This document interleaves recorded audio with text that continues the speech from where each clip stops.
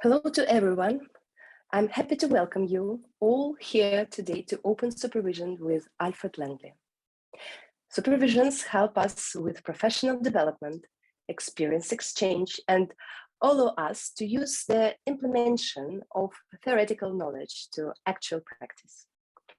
Today, we also want to present online existential analysis training for psychotherapists, which begins on the 1st of April 2022.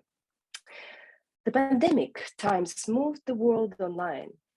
There are some minuses in it, and also there are some pluses.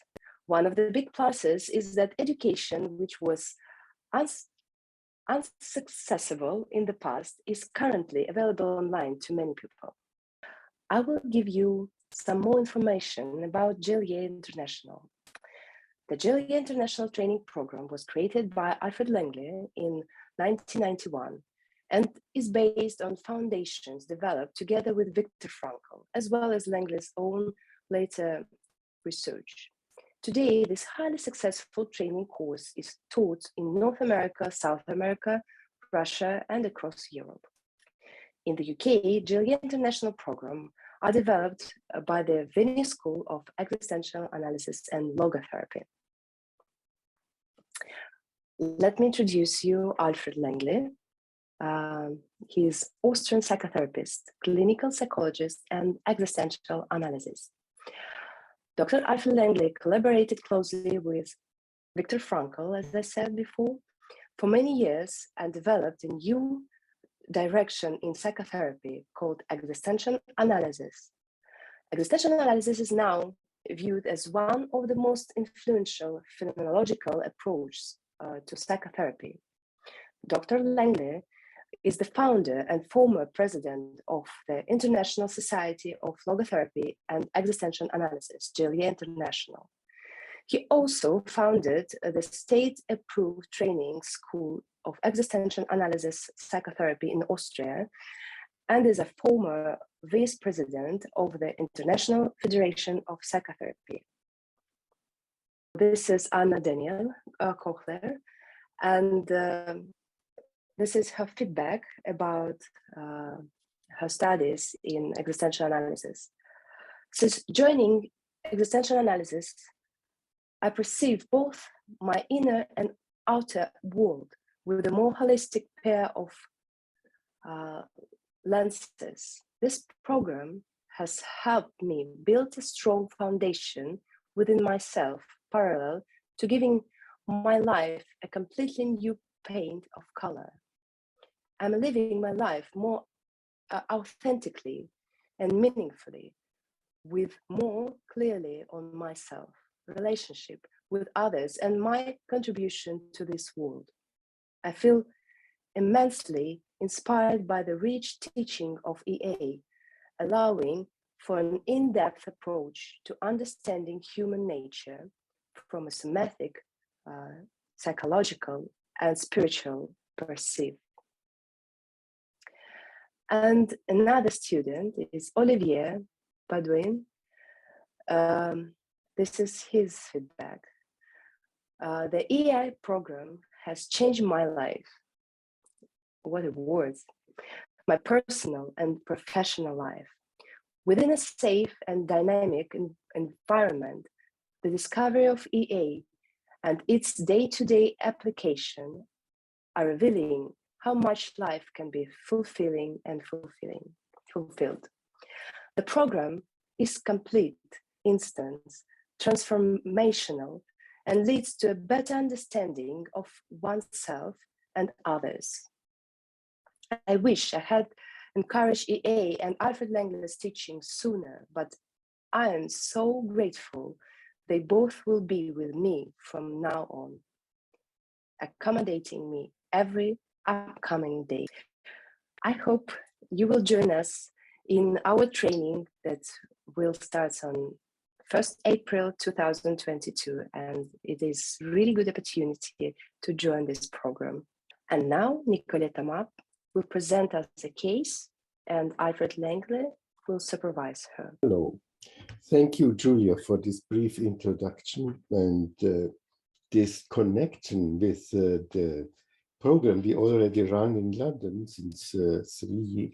We are in the 3rd year now. And with the lovely feedbacks you gathered, I'm really pleased by them. And it shows that this program really gives something to the people who attend to them. And now I would like to show you, Julie, can I share the screen? Yeah.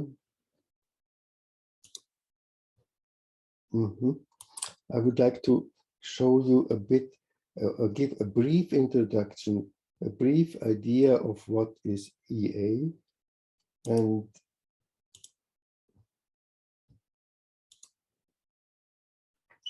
so that you have a background on which we are going to work in the supervision. About, let's say, 7-8 minutes, I think we are done. Meaning and yes to life. These are central issues. I'm speaking from Vienna. This is our St. Stephen's Cathedral as it looks right now, with an installation, a light ladder which leads to the heaven. I find this very symbolic and pleasing me, and we will not lead you to the heaven, but to show you how Vienna looks like today. As Julia already presented, Viktor Frankl, with whom I worked for 10 years, was the founder of Logotherapy. Logos is meaning, and his famous book is Man's Search for Meaning. He was centered his whole life of the philosophy and the background to find meaning, and developed a philosophical concept of the human being for the psychological issues. Logotherapy is the practical application of this meaning concept, whereas existential analysis has another focus, has a more broader focus. In existential analysis, we work a lot on more becoming oneself, to develop the own inner essence, that what matters, to find out what really matters me, and to strengthen the person to really follow this, what they perceive by themselves. This will certainly be something which most probably will show up in the supervision as well. And the aim is not to find meaning. Meaning, it gives an orientation of what for I am living. The aim in existential analysis is broader. Existential analysis is a fully fledged psychotherapy. And the aim is to find a fulfillment in life. In this concept, meaning forms a part, of course, but it has a broader horizon and vision. Become more myself and experiencing my life, even my suffering, in a way that it gives me fulfillment. In this concept, existential is a central term, and it is often used. What does existential mean? In our context, it simply means something which is connected with my existence, with my life. It concerns my life. It is not just something, but I see it related to me and to what matters me. And so in this my life, in existential philosophy and existential psychology, the center of life is something what we can call freedom. This inner possibility to make choices, to say yes or no, and to look at if my decisions really connect with me and the values of the situation. And so we can say the aim of existential analysis is to help people to live with inner consent to what one is doing. Do only what you have inner consent for. If we do not feel this inner yes, feel an inner yes to what I do. For instance, being here in this supervision session, if I don't feel an inner yes, I want, it's important, then it's not worth worth living. Only where I feel inner consent, I connect myself with the reality, and this mobilizes energy and gives me a personal presence. This allows me to commit. And when I do things with commitment, I am really present, and this leads to inner fulfillment. You know, this is just a very short, very brief overview to name some terms. You don't have to remember, but maybe the one or the other can deal with it or can connect with it. Inner yes is very central. This inner yes is application of freedom.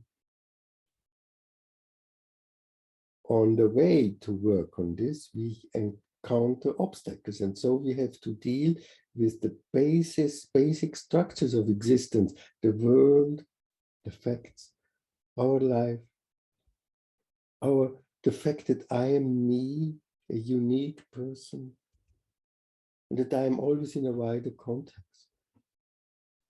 And this has applications, practical applications.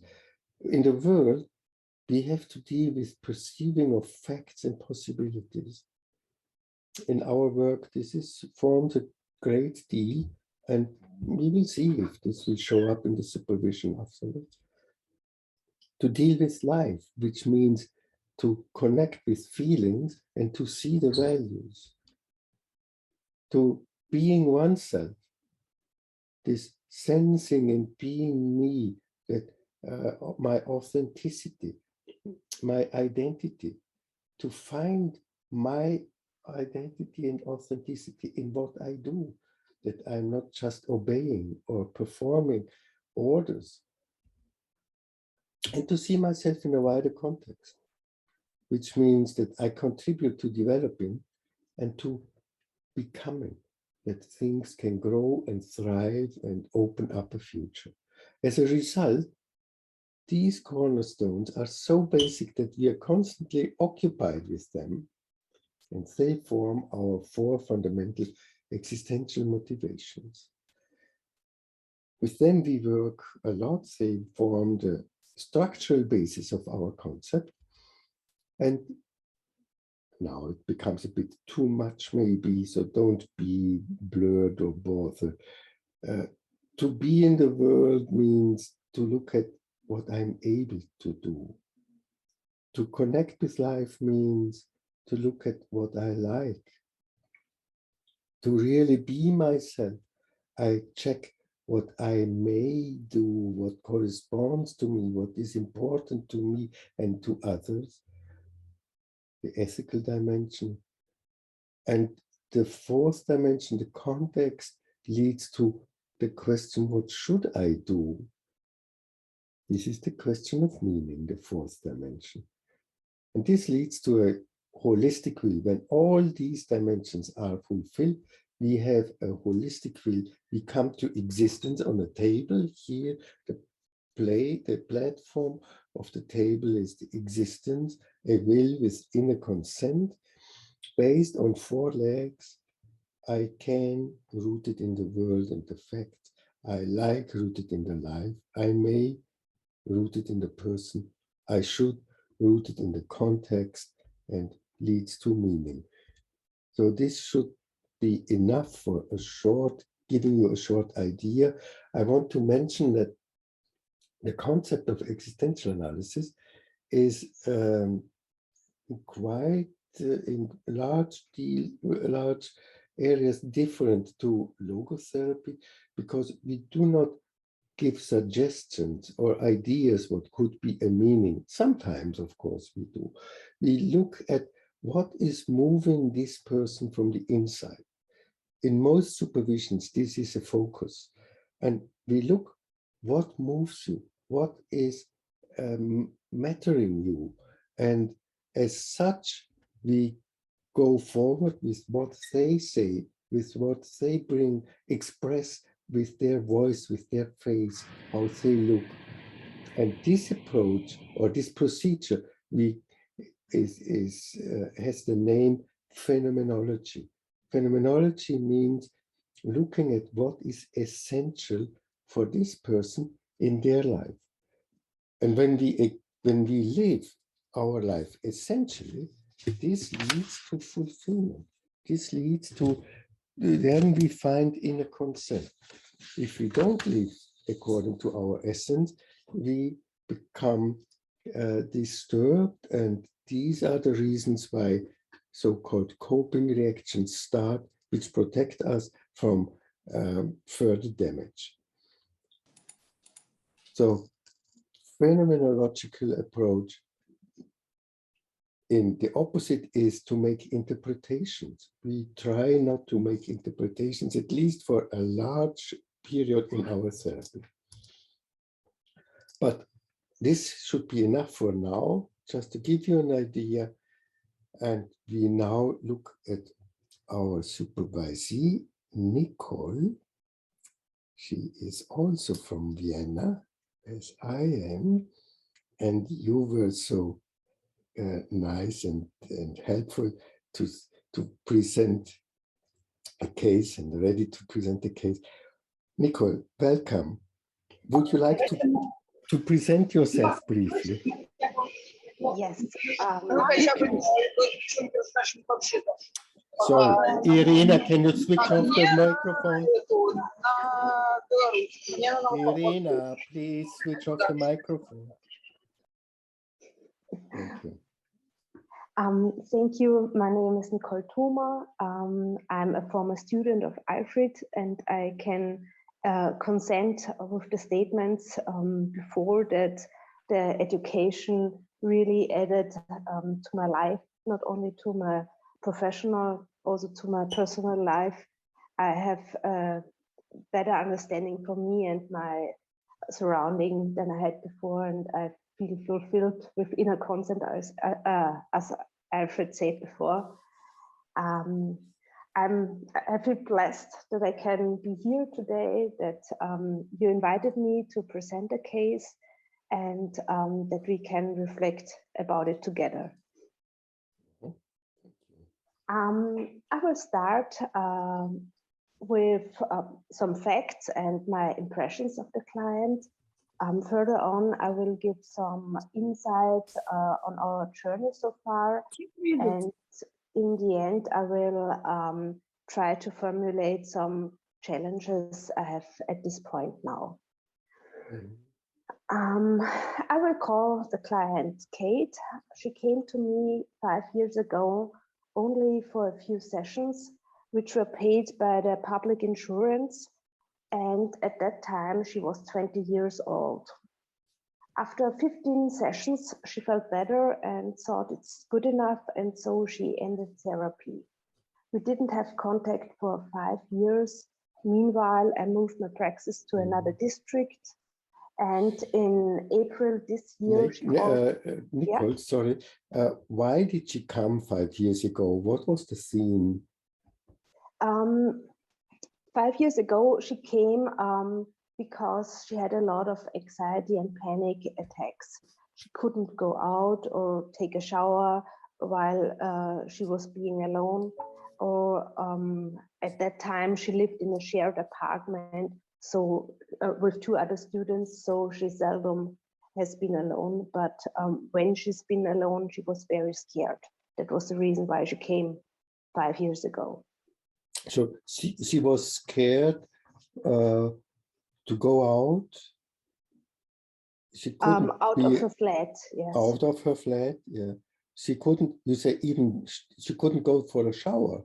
You say no, she couldn't go for a shower when nobody else was in the flat. She was very scared that someone would be there, and she couldn't leave the room. She couldn't shower. She couldn't go to the toilet. So it was really exhausting for her. So this was a severe disorder then?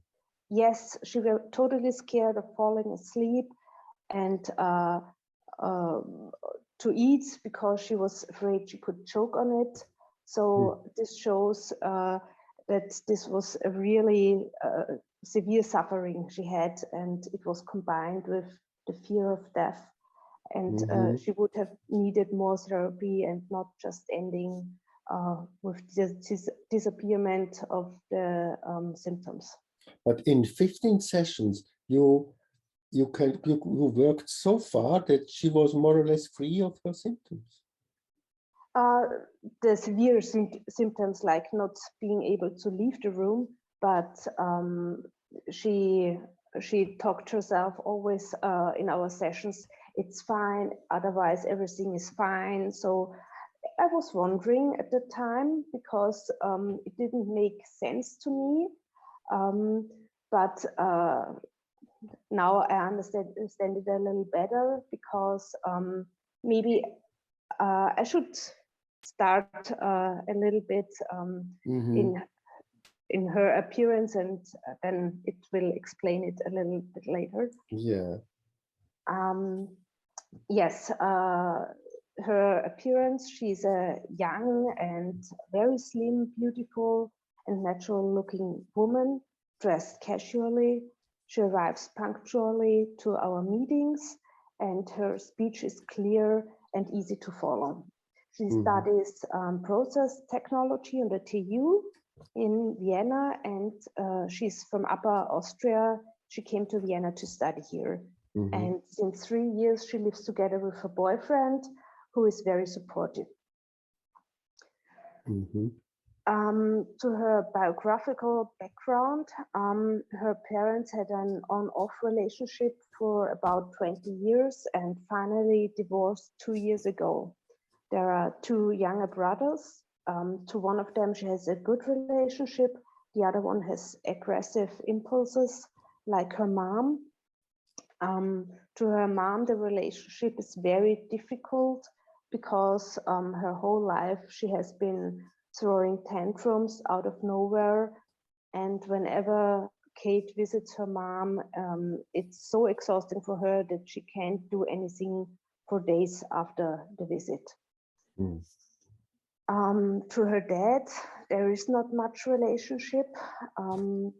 He died the week before our first new meeting, and as he was sick, and she had a lot of guilt feelings and open issues that she couldn't clarify any longer with him.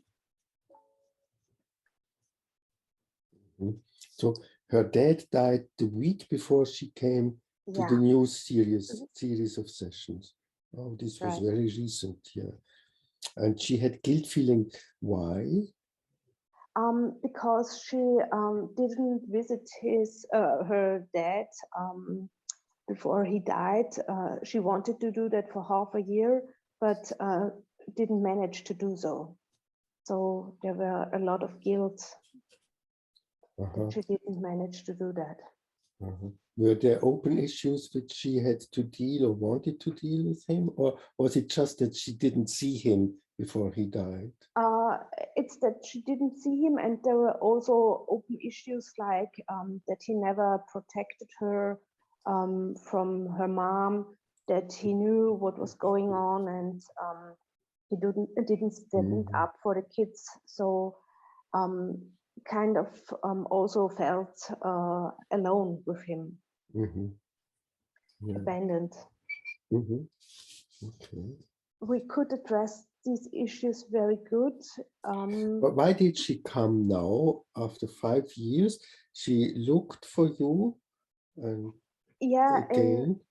Right. The last year she has been in therapy with a therapist close to her vicinity, but the sessions made the suffering worse. So her boyfriend told her to look for me again, and she did. So she called in April again because of depressions.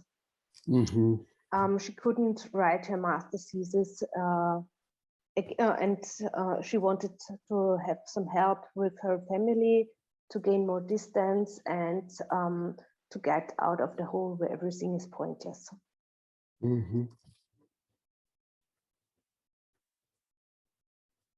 So again, it was a severe picture with which she came.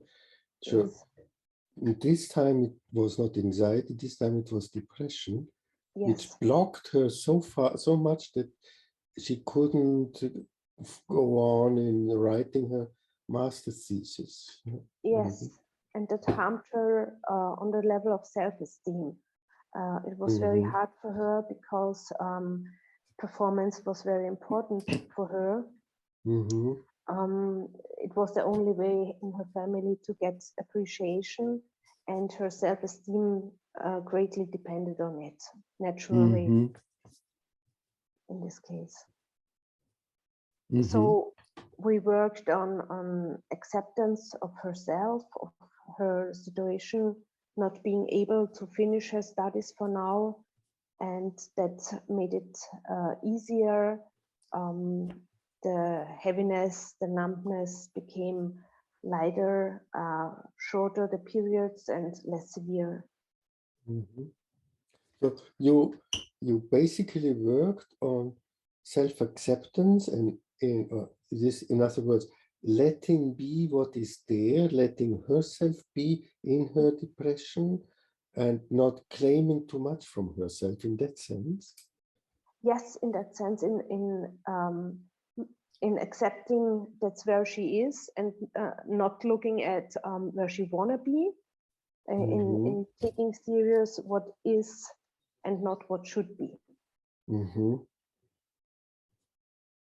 After we looked at the guilt feelings and the feelings coming up with the funeral of her dad, that was the first thing we did in therapy, because it was the acute situation.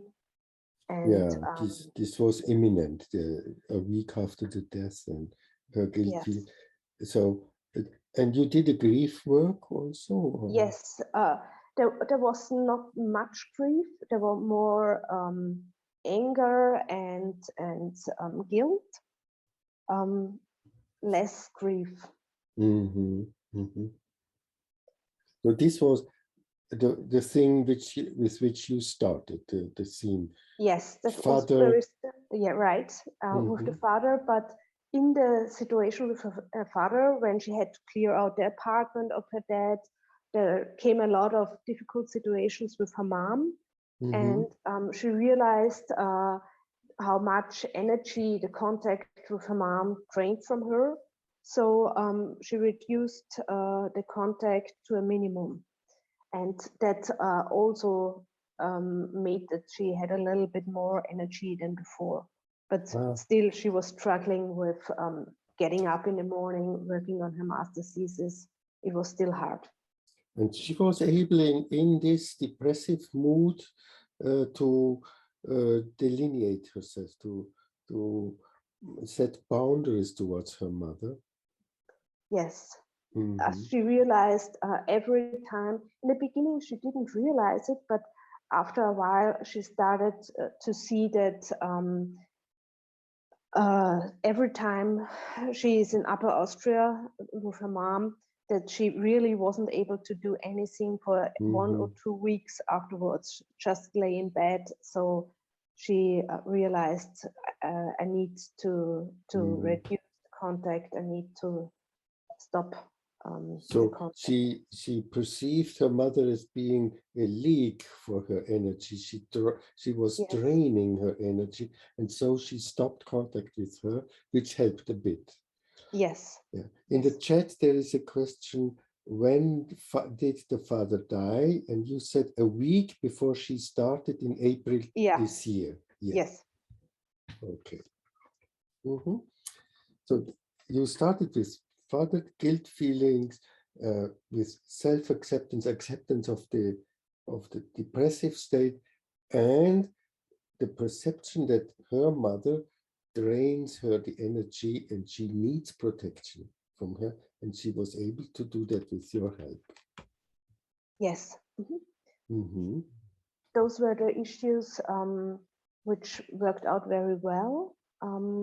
Where I felt there was something moving in her.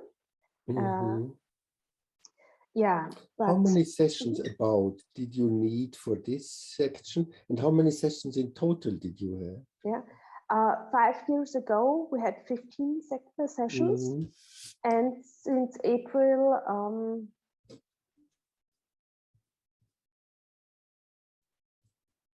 About 20 to 25. Mm-hmm. Okay, and for this section with further guilt feeling, acceptance of depression, was this about 5 or 10 sessions? Or?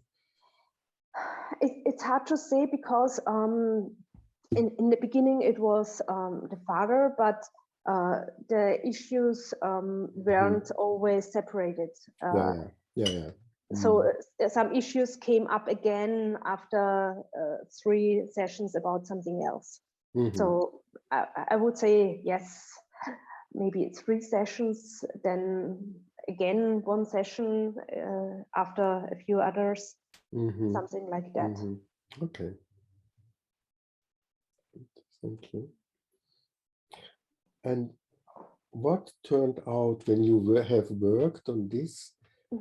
What showed up as the next problem? On what did you work then? Yeah, the effect of the therapy. When we lifted up the cover of this heaviness I felt in our sessions, different feelings came up, just like rage and a constant nervousness when she is alone or she needs to eat or to sleep. So the same situation where 5 years ago she suffered from severe anxiety. Yeah, it's already so much improved that she talks herself into there is no problem anymore, as I said before. But when she is alone or when she needs to eat or to sleep, it's still hard to bear and she's still suffering.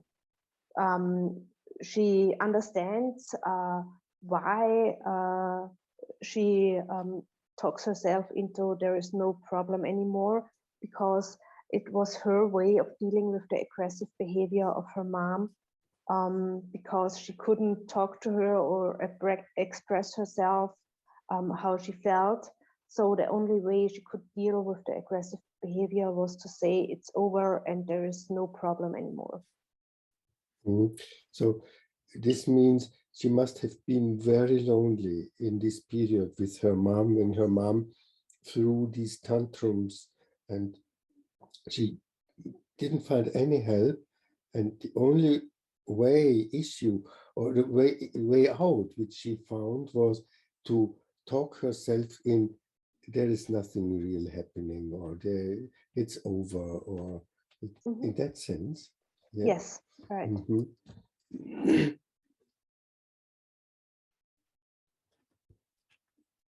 Yeah.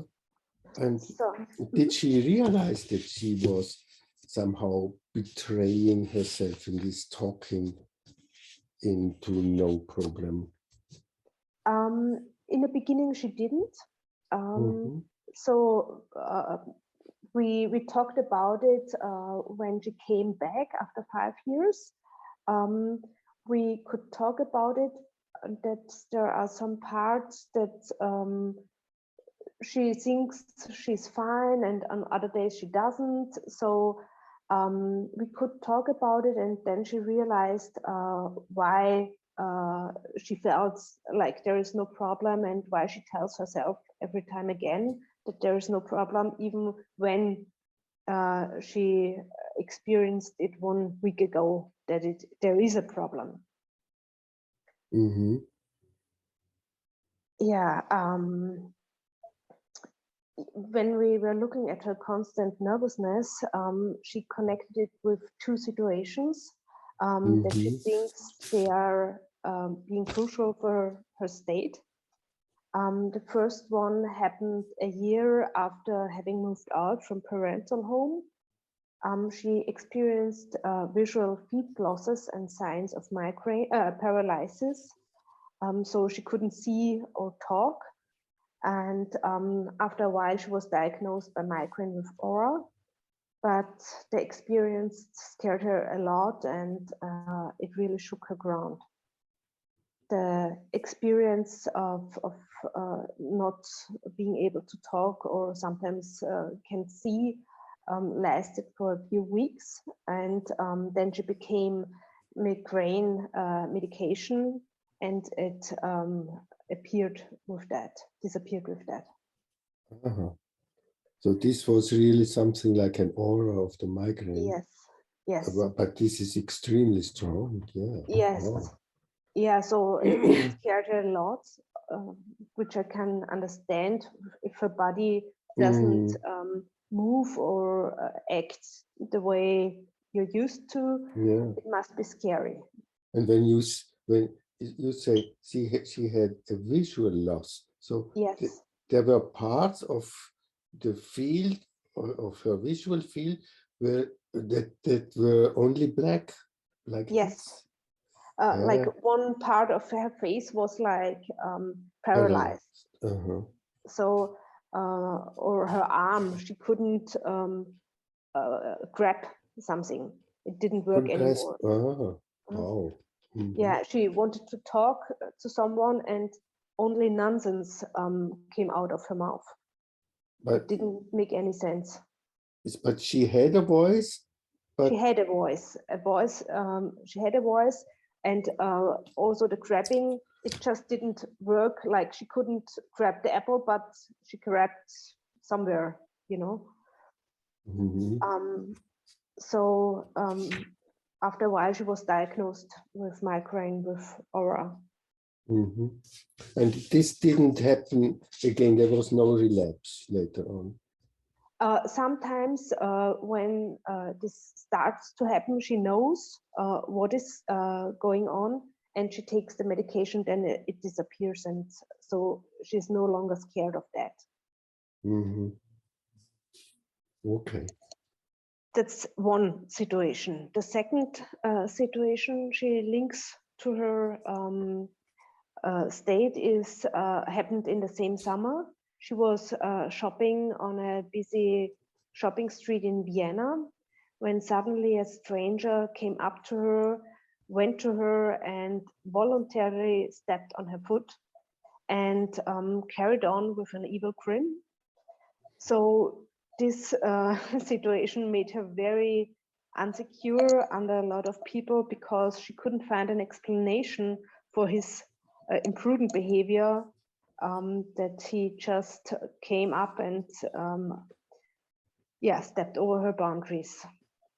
So the connection of her nervousness with these two situations provides her some understanding for her anxiety. Yeah. Was it also so for you that you could get a better understanding of her nervousness by linking this symptom? I have some kind of understanding with the migraine. I think it must be scary if your body doesn't work the usual way. So, but with the second situation, I think it's weird, but not really so scary that it shakes something deeply. It's weird. The second, yeah. Yeah. Yeah. Of course, it is strange when somebody, a stranger, comes up to me, stands on my foot, and runs away with a grin. Yeah. Very strange. But does this really make me nervous for years? No, the second situation wouldn't make me nervous over a longer period. Yeah. Okay. You had about 20-25 sessions with her. How is she doing now? Where are you? What is the next you are going to do? What is still open? Yeah, so at the moment, we stay at her nervousness, and we already faced some improvements. She's able to do her work. She's able to stand to be alone. She's able to eat most of the time, to sleep, but she can do everything she needs to do, but still with this constant nervousness. So that's where we are now. And in this point, I feel a little bit stuck. I don't know how to address, to work on this nervousness, how I can continue with this case, how I can face the nervousness with her. Yeah. So let's say the most acute suffering is relieved. She is much better. She can continue her master thesis and study and work. Yes, yeah. she can. She can. There are still heavy periods where she can't get up, but only a few days, not a lot. Is she taking medications? No, just migraine when it appears, but otherwise she's not willing to take medication. She refuses medications. Yeah. And nevertheless, she, for most of the time, she is not suffering from depression and lack of motivation anymore. Is that true? Yes, that's true.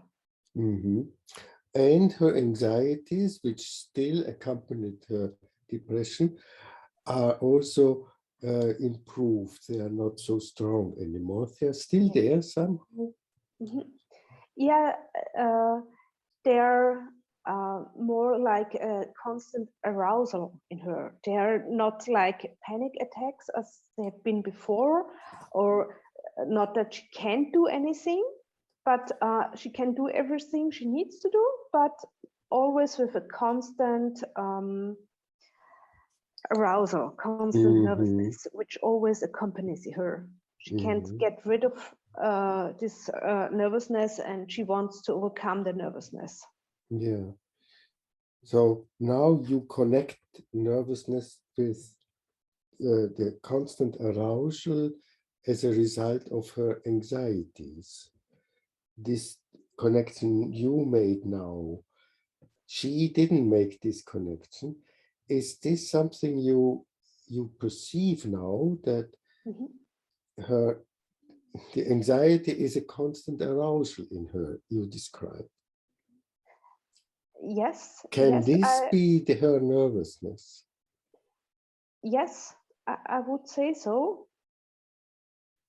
It's kind of a fear, this nervousness. I would describe it like that, yes.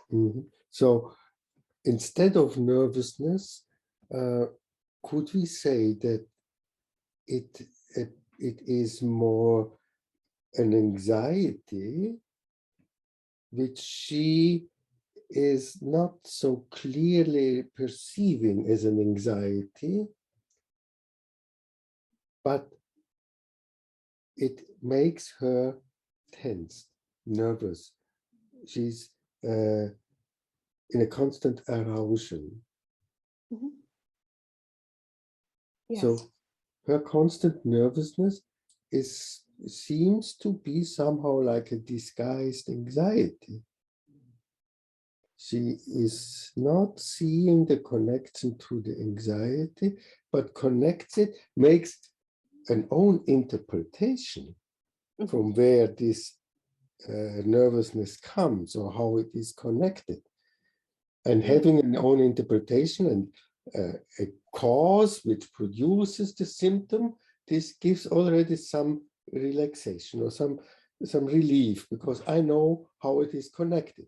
But it does not mean that it is true. Yes. So, we in existential analysis, we try not to make interpretations, but to understand from within what is going on. But clients and patients, they also make interpretations, constant interpretations of why I feel like this, or why I have this nervousness. And sometimes we have to help them to unlink their connections and interpretations and open up their view so that they can see what else is there. This could be such a case that she has made up her mind. I know why I'm nervous. I had this migraine. And then this stranger who stepped on my feet, my foot or feet. So I know why, but it doesn't really help, because what can she do? Also, this question comes up. You experience a certain difficulty to work on this nervousness. Do you see when this nervousness, as she calls it, and we use her name, her term, we are suspicious that this nervousness is maybe just anxiety or somehow repressed anxiety, we would say when we think about it, but let us remain in the phenomenology. When you think at her nervousness, when does it show up? You already said that in certain circumstances, the nervousness shows up. Yeah, when she's alone, and when she needs to eat, and when she needs to sleep. To eat or to sleep is easier when somebody is there, but it can also happen when somebody is there. That but she mostly, becomes nervous. Yeah. But it is more severe when she is alone. Yes. And it mostly happens when she's alone. So this nervousness is connected with her being alone. When she is not alone, it is rare, but it still may happen that she is nervous. Or does it happen only when she is alone? Do you know it so exactly? And I know that it happens when she's alone, except when she needs to eat. Then it can happen also with other people, but very rarely. It's easier for her to eat when somebody is there, but it still can be difficult. Eating somehow has a special position. Yes. It is overlapping this nervousness. When she's eating alone, then she is nervous. Yes. When she is eating in company, she is not so nervous. Not so nervous. Mostly it's no problem. She doesn't think about it. Only sometimes, only a few times that it happens that she can't eat even under other people. There may be other circumstances in these few times when she had difficulties with eating, but eating alone is difficult, and sleeping alone is also difficult. Yes. Alone means that somebody is in the apartment or somebody is in her bed. No, it's enough when somebody is in the apartment. Yeah. So this gives us a better understanding of her nervousness. When she is alone, she becomes nervous. Do you have any idea from what you worked on, why being alone is so difficult for her? I say to the audience that here you see, we could, of course, we have all ideas why being alone makes her nervous. This would be interpretations. In phenomenology, we set them aside. All these ideas, they may be right or wrong or whatever. We want to know from her and from her description of the circumstances what is going on. And therefore, I'm asking like this. This is typical for existential analysis, to get to know from her why is being alone a problem for her. And you worked with her, let's say, in total about 40 hours or so. Maybe you could perceive already something, or she said something without knowing what connection she made.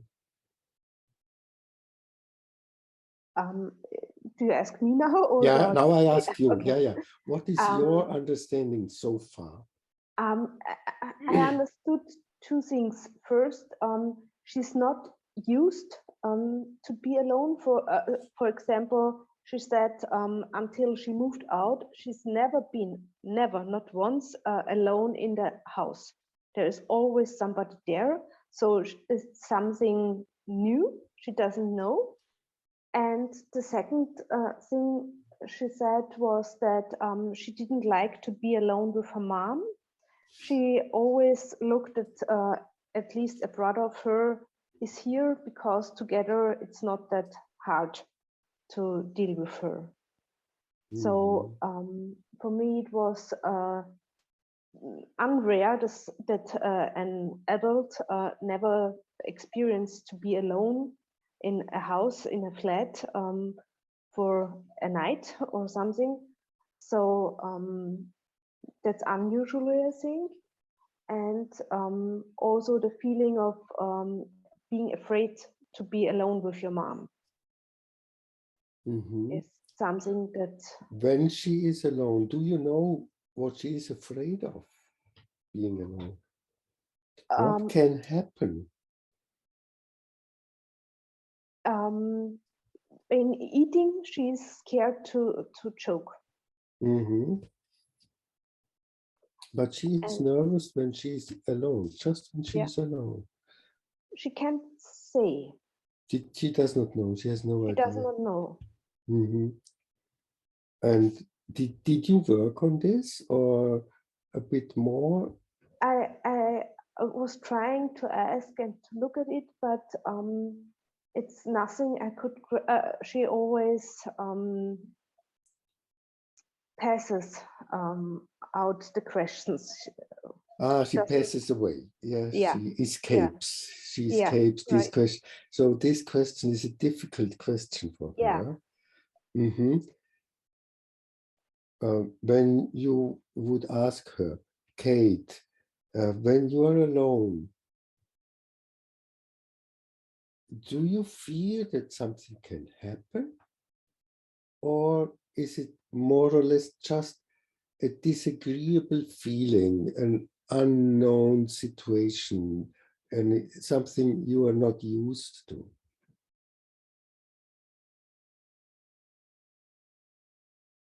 She wouldn't say that she's scared of something, that she's afraid something could happen.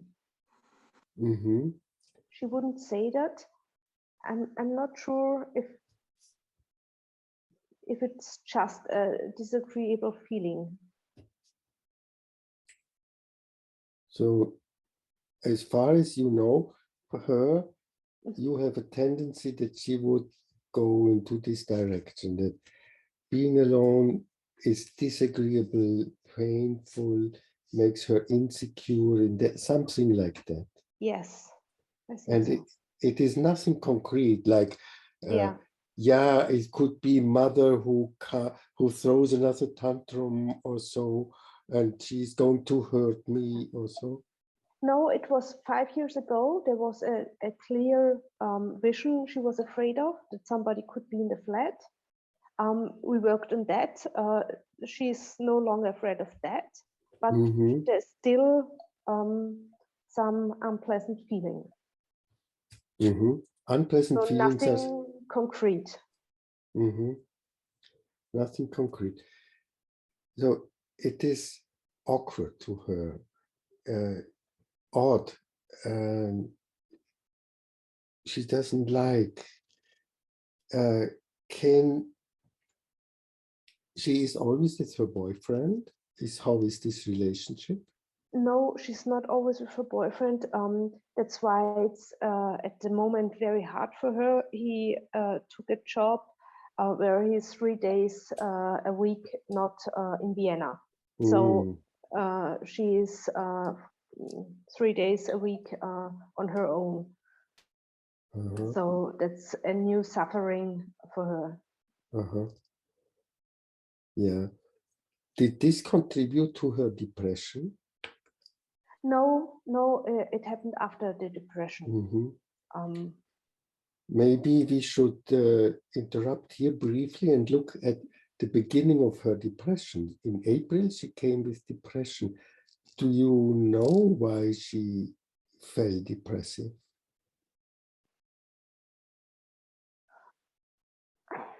What happened? Was there external circumstances? Was it kind of burnout, overloaded by work? Was she too much performing, because performance means a lot to her, and self-esteem depends on performance, I heard. Why was she depressive and not just anxious as before?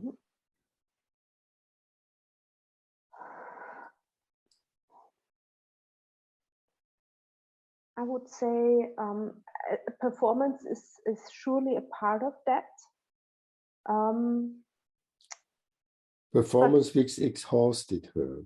Yeah. There was exhaustion, you say? Yes, with the master's thesis, there came some kind of exhaustion pressure she put on herself, I would say. That's one part of it.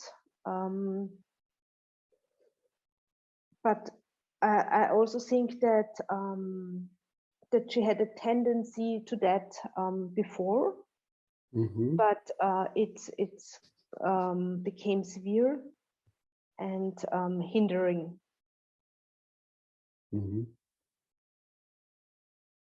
So she was, over the last years, again and again, a little bit depressive.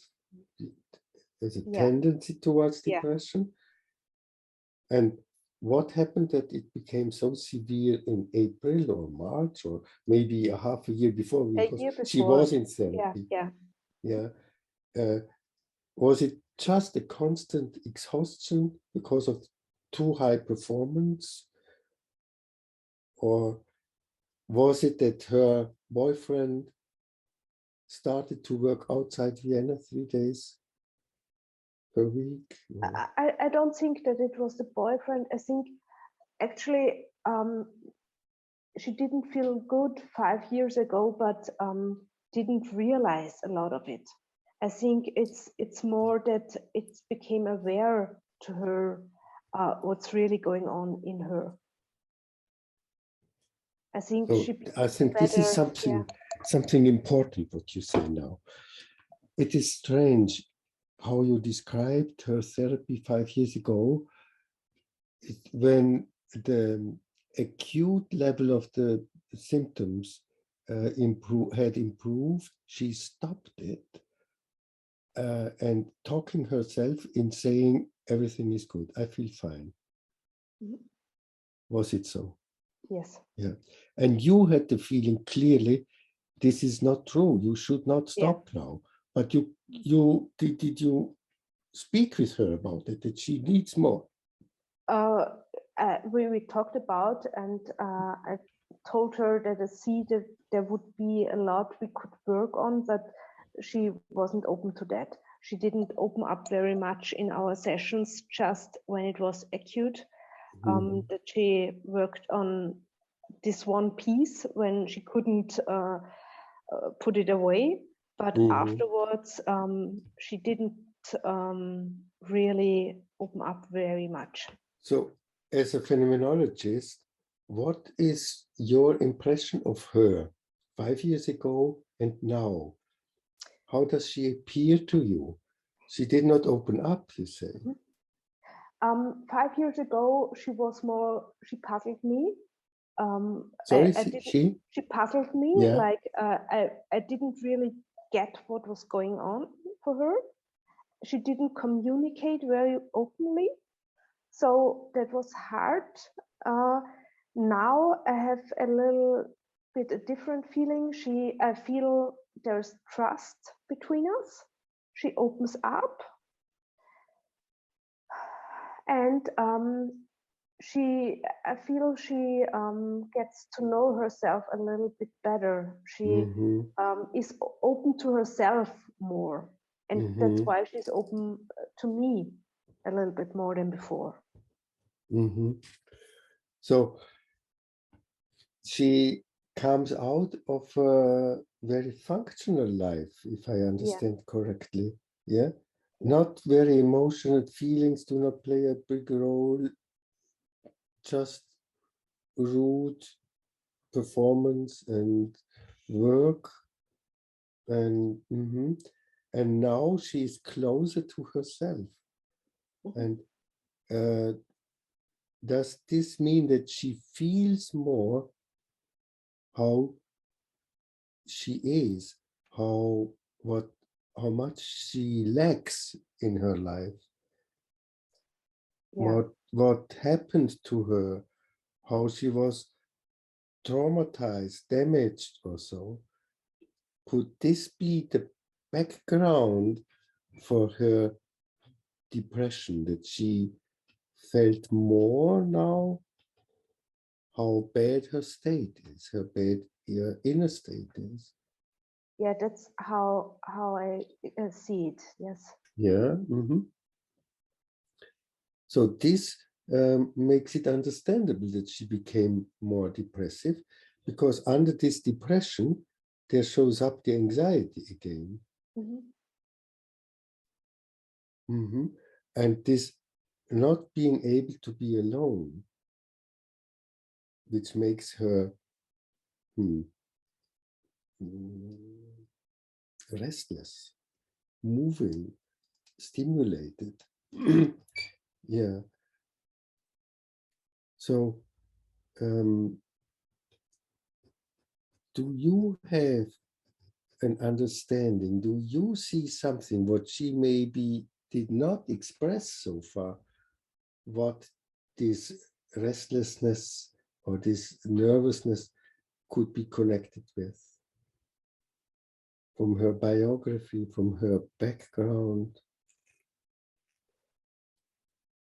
As I see it, the situations she told me when she was sleeping and her mom was waking her up and screaming and throwing a tantrum, I can understand a certain nervousness which is there whenever, and her mom was always there in her house.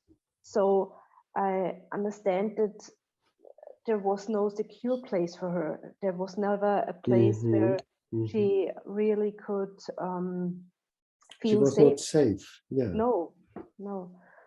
That's how I see it. So in the first dimension of existence, being in the world, this was an unsafe place. She was threatened constantly. She could never know or calculate what is going to happen. There improvisionally can be a tantrum or another hurting of her, and no father who protected her. Yeah. This was also an issue when he died, that Right. this was still an open account with him. Yeah. So this is quite a strong situation or traumatization of her, with deprivation of true love and closeness and warmth and support, and menace, threats, constant threats in her life. And is this there in such an amount as we try now to describe? Do you find it like this? Is this true? Or are we exaggerating? I can't say. I think that can be, but I'm not sure of it. Are you not sure because you didn't speak enough about it, or because she can't remember, or she refuses to speak about it? She doesn't speak very often about it. Only a few times that she mentions it in between, but yeah, not more. So do you have an understanding why she doesn't speak about it? I think it's part of her dealing with problems. It's over and there's no longer a problem. So it's over. So there is nothing to talk about. That's how I Yeah. understand it. This seems to be a life attitude for her. When a problem is over, when a problem is not acute or immediately there, she doesn't recognize it as a problem and says, well, no problem. And could it be that it is simply too painful for her, that she is over-demanded, so that this is a way of coping reaction, how she deals by evasion, by avoidance with these too painful life situation? How would she answer when you asked her, for instance, Kate, I observe that I somehow do not really know well enough how it was in your house, in your family, when you were there and grew up. We didn't speak very much about it. And sometimes we come closer and I see that you very quickly try to set it aside and not to go on speaking about these experiences. Are you aware of that? Can you understand that you behave like that? Would she follow you or would she become angry? I don't think that she would become angry. I don't know if she would follow. It could be, but it also could not be. It's both possible. I just need to try. Yeah, but here we feel already that there is a very difficult area in her life. Her childhood and her relationship to the parents and to one brother who is aggressive like the mother, and only one brother in the house with a younger brother with whom she had a good relationship.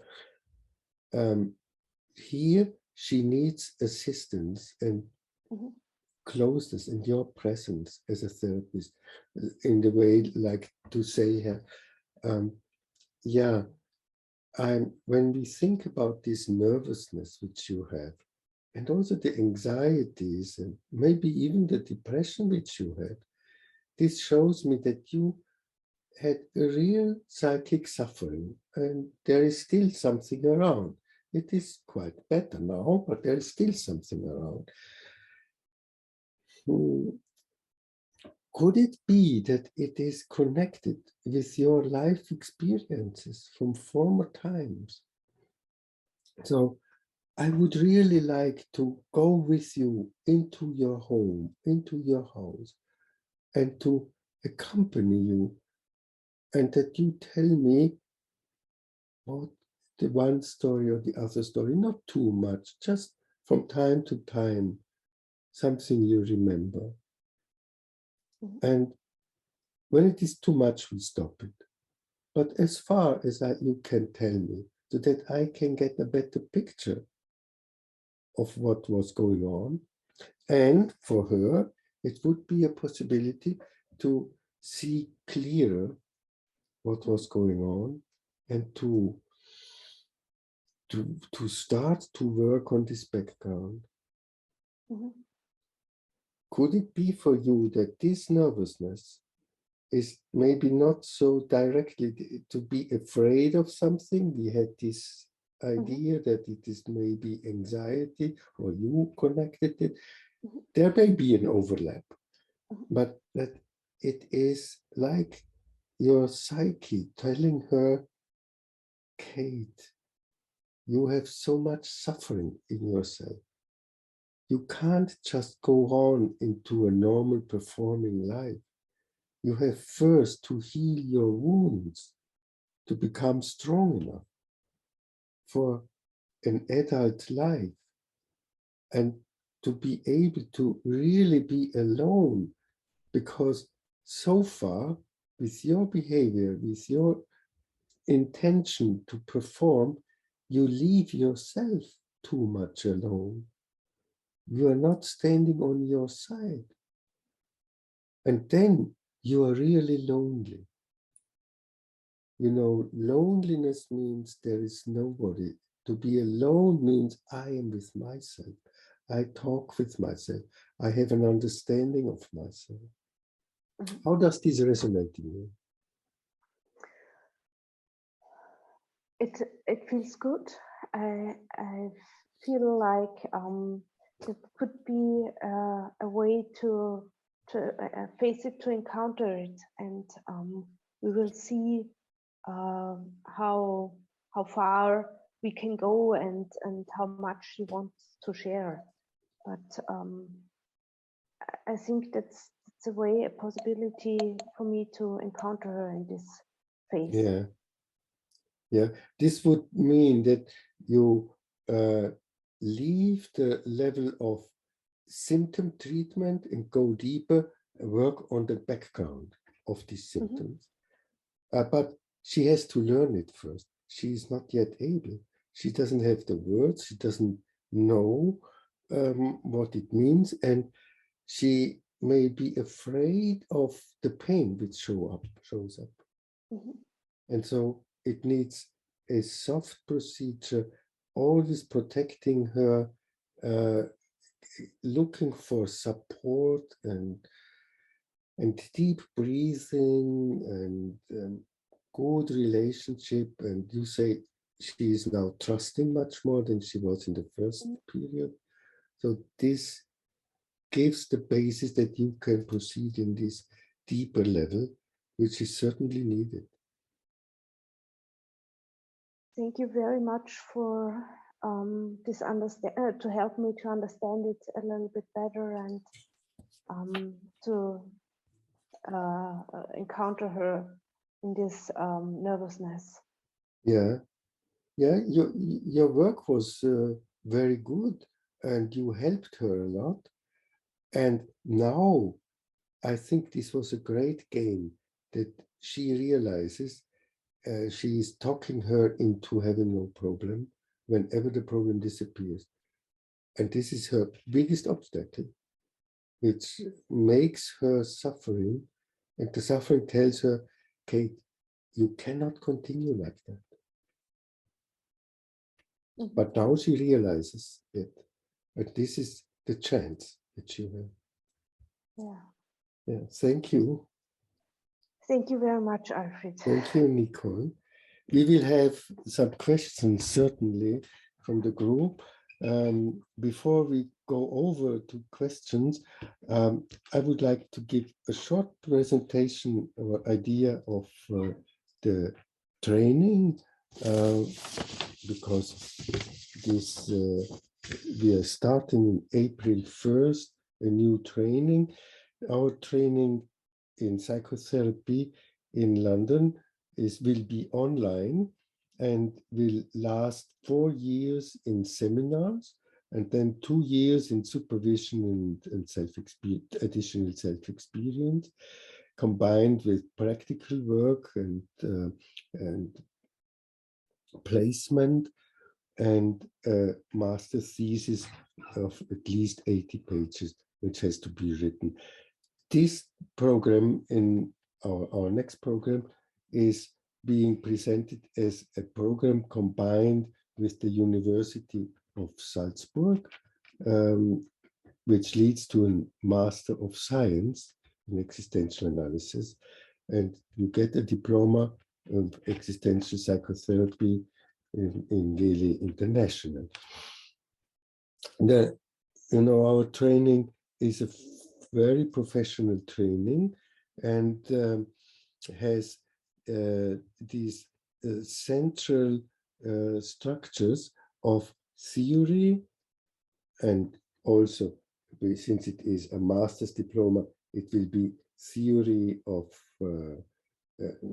not only of the work in existential therapy, but also the philosophical background and research theory.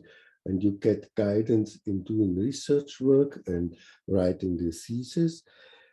Then we have included in the seminars 245 hours of group self-reflection, and people must do, mostly after the seminars, in these 2 years, after 4 years of seminars, in these 2 years, the group supervision or individual supervision with at least 150 hours of supervision, individual or group supervision, and individual self experience of at least 50 hours. So it is quite a comprehensive work, and it costs during the seminar time, it costs about £5,500 per year. And in the seminars, all 4 years of seminar, it is then the amount of 22,000. So this is what you have to count with. Now I think we can come to questions. We will first have questions to the supervision, and if you have questions for the training, you can also bring them up. I forgot to mention that you can, I wrote it it was on my presentation on the last picture.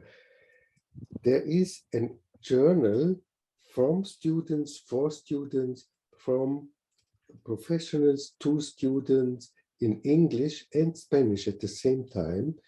It is done in Chile, and therefore the access is Existencia. I put it in the chat. You put it in the chat. Okay. Existencia at icae.cl. CL is Chile. Yeah. And there you can get for free internet journal. You are of course welcome to give donations. And there are several issues and a long series of former issues of this journal, and you get beautiful information about practical application and theoretical reflection of EA. This is also very helpful to get more insight. And at the same time, there are on this gle-uk.org, there are many links to publications, videos, YouTube videos, and presentations and recording to get more information. Okay, now, Julia, can you help us if there are questions to bring them in? Yeah. So I just few words. I put the link on our chat. You could see our website, and if you're interested in this program, you could fill the form with application, and then you will have an interview with Alfried. And if interview goes well for both of you, so please join us. We have few more spaces in our online training. It will run in April 22. So very welcome. Mm-hmm. And so we have a few minutes for your questions. Please, you could put it on the chat.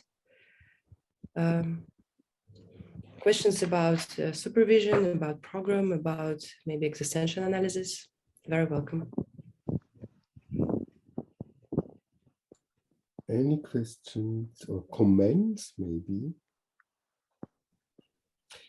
I would like to say this case situation is very difficult. It is already maybe on the level of personality disorder, very severe restrictions in her life, and a great lack of support and parenting in her life. So she managed it quite well, but now she has to work on her. And so she has anxiety disorders, which corresponds to this being in the world, the first dimension of existence, and now depression because she feels that there is so much lack of values and love and warmth in her life. And then she has not yet found herself, the third dimension of existence. And the fourth, what she's living for, this is still far away, I think. So there will be several steps, and I think it will last, this therapy will last at least 2 or 3 years, that she will be so far that she can really work through her experiences. But maybe there are some other comments or questions. We have questions about UKCP and BACP. Yeah, we do that a bit later.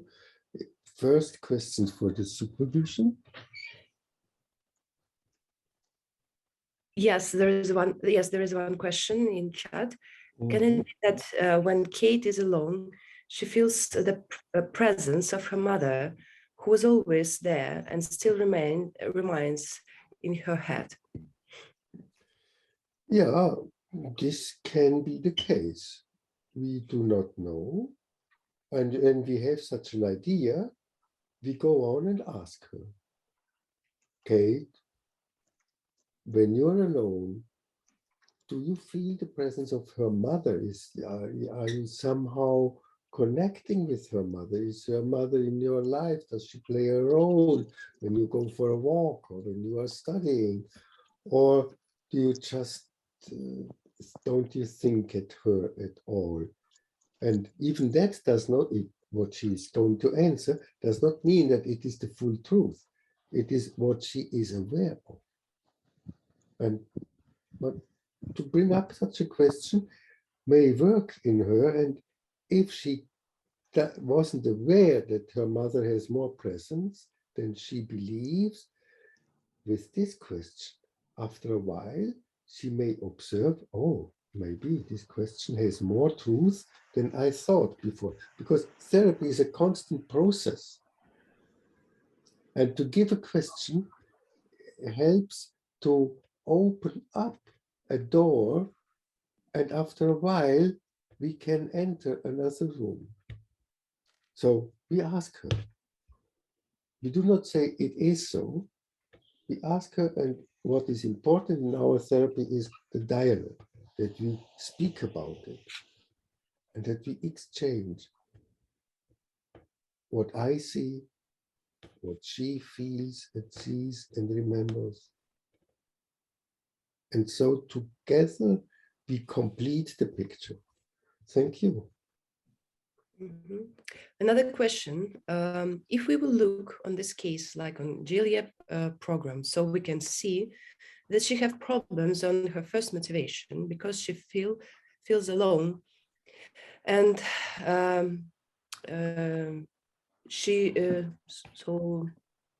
and there's like no grown up, I think. Mm-hmm. Second problem, second motivation, depression, because she could not understand her feelings.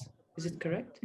Yeah, and this being alone, I see it more connected with the third fundamental motivation. She has no good access to herself, and so she is lonely.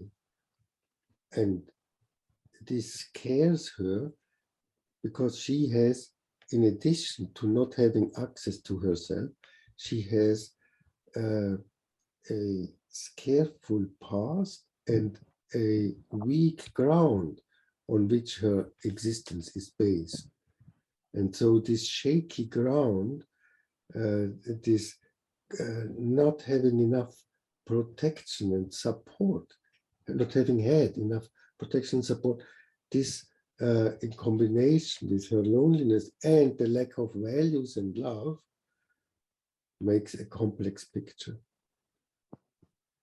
Mm-hmm. And we see that the issue of meaning and context comes only afterwards. This is a big difference to logotherapy, that we work deeper on the basis of the suffering, and to start to work on meaning and this level will not help her really. It may reduce some symptoms, of course, but then we will have the same problems a year later, 2 years later, for her whole life. She has to really suffer through and grieve through her life, and to experience that she is strong enough to bear and deal with her losses and her pain and suffering. And then this makes her strong enough. And then comes the question, do I want to have a family and children or not, for instance.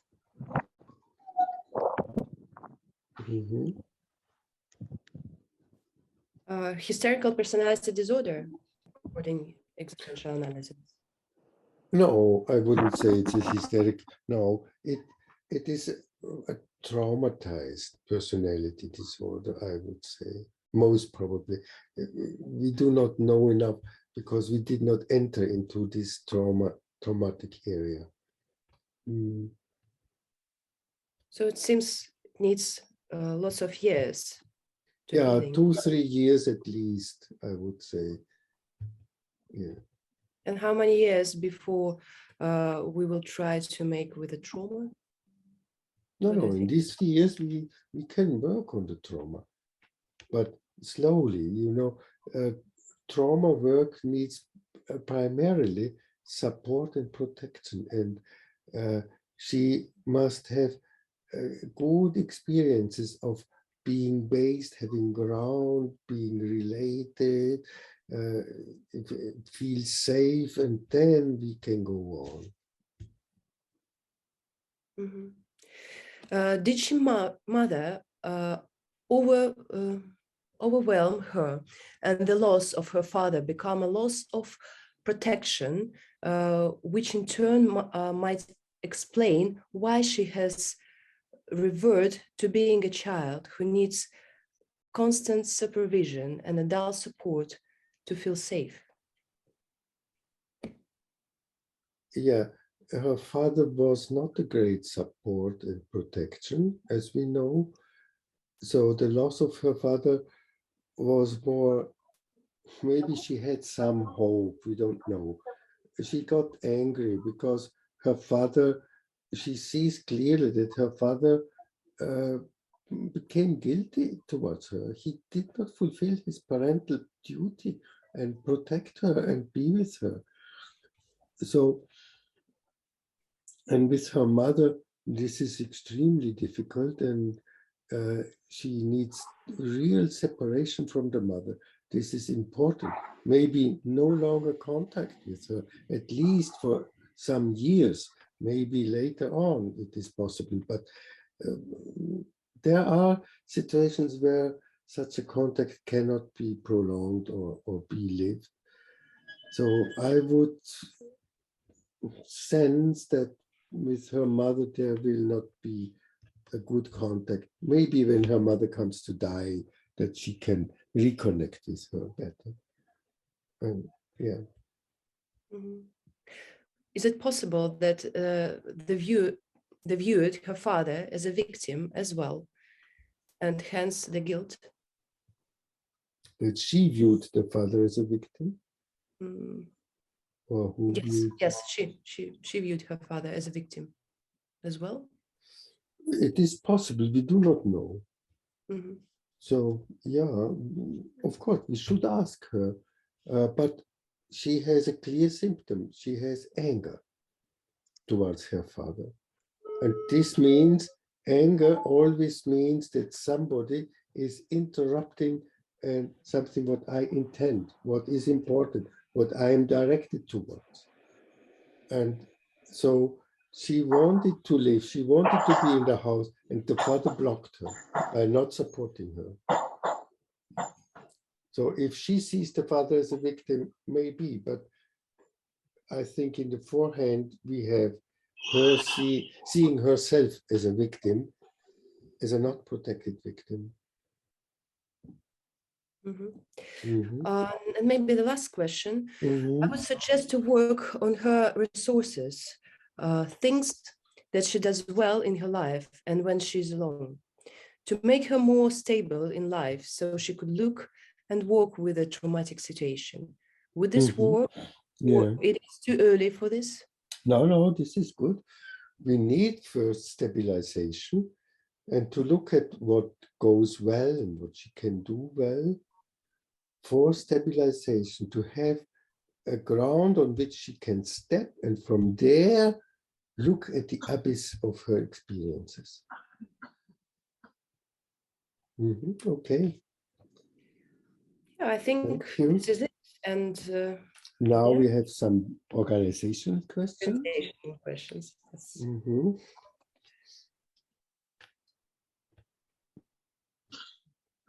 It's about the UKCP and BCP. Is it recognize our program or not? And yeah, we have a question about about that. Yeah, we are. Our society is a member of FITI, Federation of Existential Therapy of Europe, and FITI itself is a member of European Association of Psychotherapy, and UKCP is a member of European Association of Psychotherapy. And there is an agreement whenever a recognized member performs a training that it is recognized by the other societies. This is a general rule, and we are just in talks about this, how it applies. Otherwise, we would have to apply directly at UKCP, but it has somehow it doesn't make sense when we have international organizations.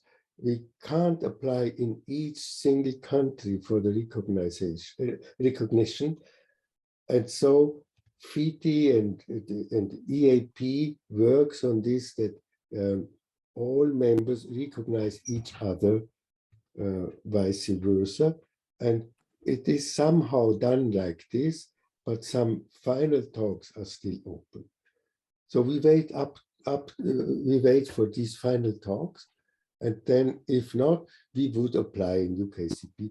There is in principle no problem, because our training covers all what UKCP demands, and we have just to adapt to some British requirements.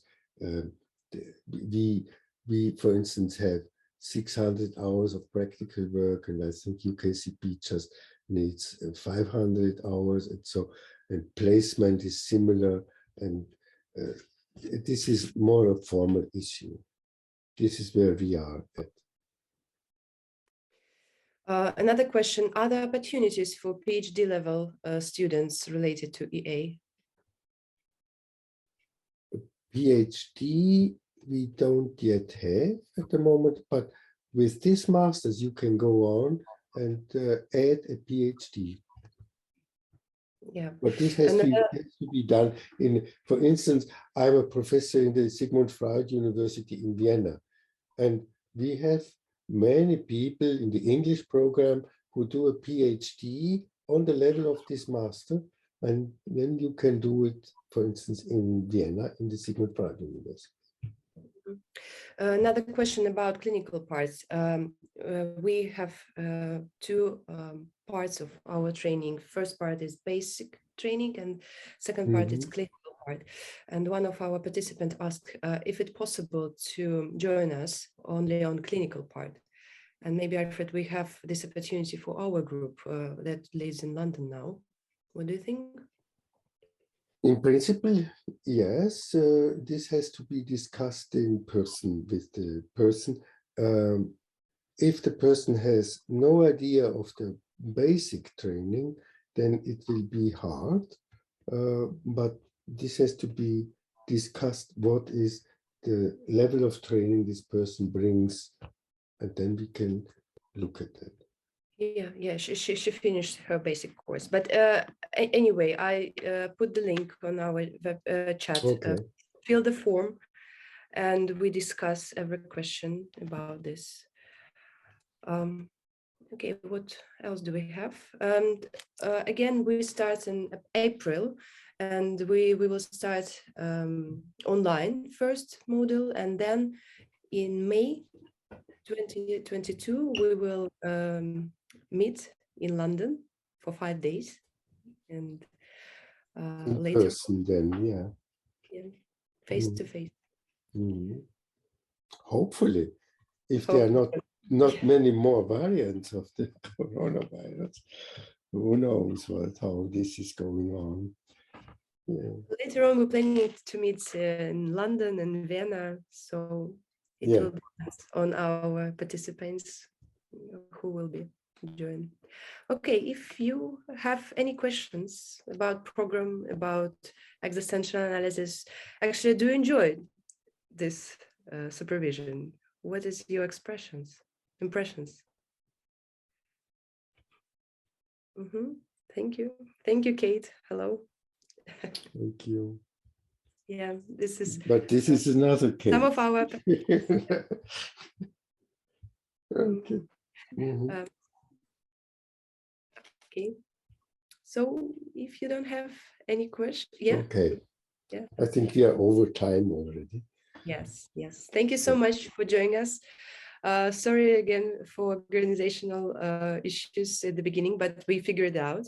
And thank you for your patience. Thank you, Alfried, so much. It was really very good supervision.